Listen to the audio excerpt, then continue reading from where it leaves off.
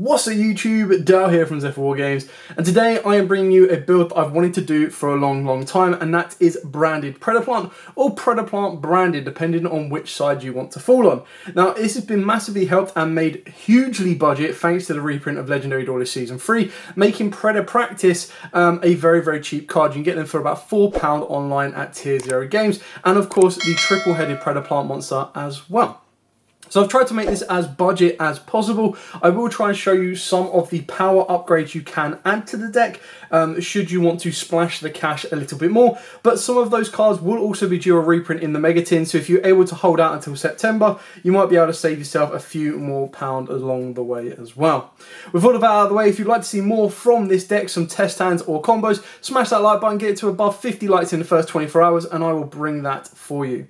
With all of that out of the way, I'm going to take you through this branded Predaplant profile. Now, I don't know how many people class this with branded and Predaplants and Despias, so if you wanted to, it's probably going to be a branded Despia Predaplant build, but the deck is still incredibly fun and powerful. So, you start off with double Fallen of Albaz. In my build, in my previous branded build, I really liked the Allure version because I just felt that once it goes off, you get so much advantage from it. It's crazy. So I've kept with 2 Merry Carrier as well.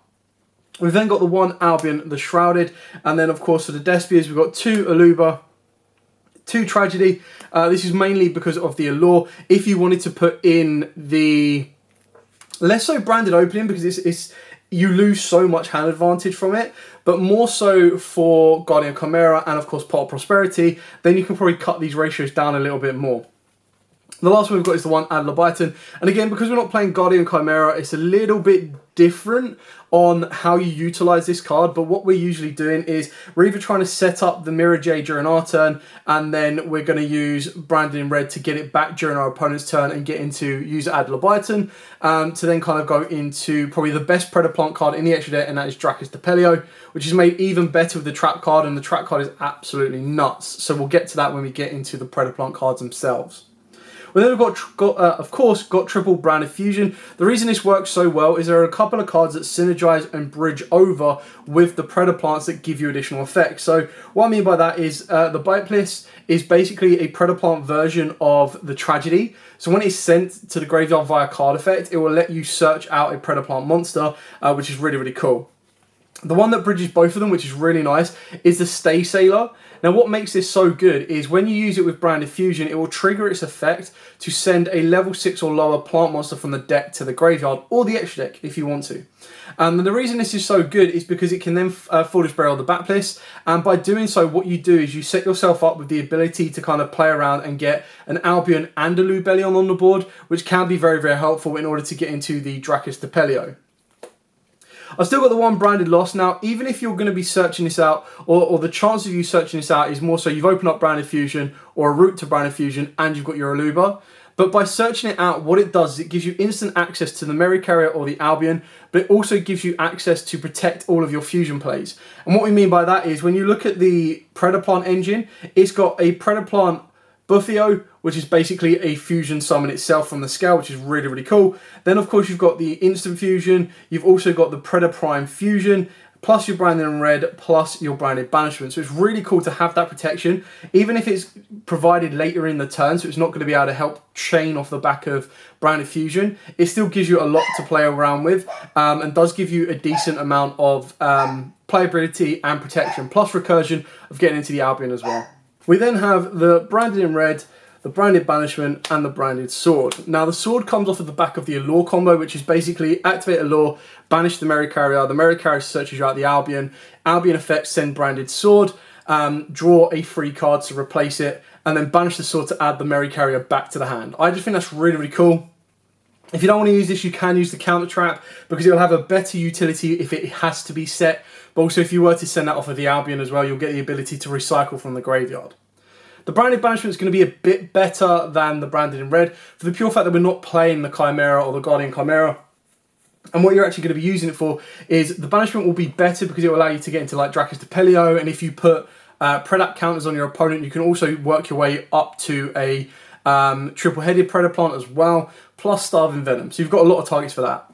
The Branded in Red is also a really good target and a way to play through, because if you've already activated Mirror Jade in this build, what you're going to do is you would, for example, activate Branded in Red, target like an Adler Bison or anything in the graveyard, fuse with the Mirror Jade and the Adler Bison. That will then let you bring back the Adler Bison, and then rather than Guardian Chimera, you go into a Dracus de Pelio. So that's kind of where you'd be looking to go with that. It is a card you could arguably cut if you wanted to, but I just feel that it is so incredibly powerful. And if you wanted to spice in a little kit, for the pure fact that being able to add this on top of everything gives you access to any of these cards here that are going to able to form another form of interruption during your opponent.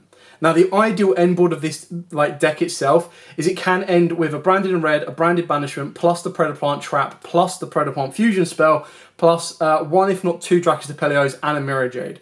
So it's absolutely crazy when it goes off, but it does suffer from some weaknesses as well. Like Draw and Lockbird will really hurt this deck. Because we're playing the Allure version, you do add a huge amount. Speaking of adding, we do play the new Predaplant Baitless. So this is the card that basically, if it is sent to the graveyard via card effect, you get to add a Predaplant monster from your deck to the hand except itself. If a monster with a Predap counter on it, on the field specifically, you can special summon this card from the graveyard but banish it when it leaves the field. So that's obviously going to be really important because your Dracus de Pelio can put a counter on it. You bring this card back, you fuse it off, you then get to go into, you then get to get another search. The card you're going to be searching more times than not, or the monster you're going to search more times than not, will be your Buffo. Now this is basically during the main phase in the scale, you can fusion summon one dark fusion monster from your extra deck using monsters from your hand or field as fusion material. Only use the effect once per turn, but the reason that works so well is it does actually combo off very nicely with the Triantis, because this one is, while this card is in your Pendulum Zone, if you fusion summon a dark fusion monster, you can also use cards in your Pendulum Zone as if they were monsters on the field as well. The best thing about that is if this card is sent to the graveyard or added to your extra deck face up because it was used as fusion material, you can choose monsters on the field up to the number of monsters you control and place Predap counters on each of them. And if you do, any of those monsters that are level 2 or higher become level 1 as long as they have a Predap counter on them. So that's actually really good, and you can trigger this during your turn or your opponent's turn. So you can trigger it during your turn going second, keeping in mind that any monster with a Predap counter on it will be negated if you have the Dracus de Pelio on board. You can also trigger it during your opponent's turn by activating stuff like Branded in Red, by activating stuff like the Predaplant Fusion as well. On top of that, the Buffo also gives you the ability that if it's sent to the graveyard or added to the extra deck face up, because it was used as fusion material, you get to add a face up dark Pendulum monster from the extra deck to the hand. So you basically get to loop the Triantis back to your hand. Really cool synergy. We've then got the one Scorpio, the one Cobra.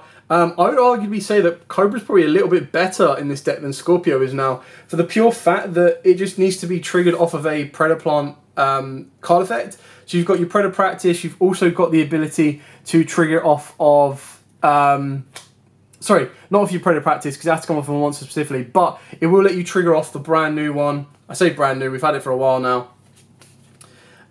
They really make the Predaplant names incredibly weird to pronounce, but this guy basically will trigger off and bring out the Cobra, and then the Cobra can then trigger its effect to give you Branded Fusion or anything like that. Of course, Scorpio is the standard of send one, special one, and you get to move from there. You've got Chlamydia Sundew, so basically this one is during the main phase you can fusion summon using this card, or it has to be a dark fusion monster specifically as well, using this card on the field and monsters from your hand, and that's kind of a really nice way of being able to get into either this guy, or of course it can get you into the triple-headed, or of course Dracus de Pelio. We've got this guy now, the Sarek Sentient, if I got that right. So when your opponent declares an attack, or direct attack specifically, you get to special summon this card from the hand. After damage calculation, if this card battles an opponent's monster, you get to destroy it. And then if this card is destroyed by battle, or if this card on the field is sent to the graveyard by a card effect, you get to add a Predap card from your deck to the hand. Now keep in mind, every Predaplant card should pretty much be Predap, because basically it counts, as you can see here, if the camera wants to focus, it's basically Predap. So it's just, they've tried to shorten it rather than saying Predaplant. There are a lot of cards that are just Predaps, so you can pretty much search everything you need. Obviously, we've already talked about the Stay Sailor, and then we've gone with 2 Predator Practice. So it's great that this has finally been a reprint because it did get bought out and rocketed through the roof. But what makes this card so good is you get to special on a Predaplant monster from your hand, and then you get to add a Predap card from your deck to the hand, except itself. The rest of this turn you are locked into fusion summoning, but that does not really matter from the extra deck. But what makes it so good is it basically specials and searches, so that can help get you these guys on the board, which will then give you effects when they're sent off the field or give you the ability to fusion summon. It gives you a free monster on the board, and it lets you search out your Predator Prime Fusion and of course your Predaplant, which are both insane cards in their own right. I've also put Instant Fusion here, as it might as well be in this particular deck an honorary Predaplant card, because the only target you're going to use it for is this one right here. And this one, when we get to it, but basically if it's Fusion Summoned, you get to add a Predaplant monster or a Predap spell or trap. You can target one monster you control with a Predap counter on it, or a monster you control. Sorry, one monster your opponent controls with a Predaplant counter on it, or one monster you control. Tribute and special summon a Predaplant monster from your deck. So that's how you can get into Cobra. The Predaplant Fusion, basically if a Predaplant monster or monster is on the field, fusion summon 1 Dark Fusion monster from your extra deck, using monsters from either field as material, including 2 or more Dark monsters you control. You can only activate 1 Predaplant Fusion per turn. So this is basically your Super Poly. You could tag it out for a Super Poly, but the difference is Super Poly requires a discard, this one doesn't. The reason that you want to be doing this can be very powerful in order to get into your triple-headed, because this one then can basically negate special summons from the extra deck. The trap card is absolutely amazing as well, so you get to send a Predaplant monster from your deck to the graveyard, so you can send your Bifilio, and that will then give you a free search. Place 1 Predap counter on each face-up monster on the field, and if you do, any of those monsters that are level 2 or higher become level 1. That's not an issue, because you don't really care about levels at all. It can be really good against your opponent, especially in the Splice matchup, because they all become level 1s, and it's like, right, okay, well, they can't make their rank 2s or link 2 plays. As long as they have a Predator counter on it, they become level 1.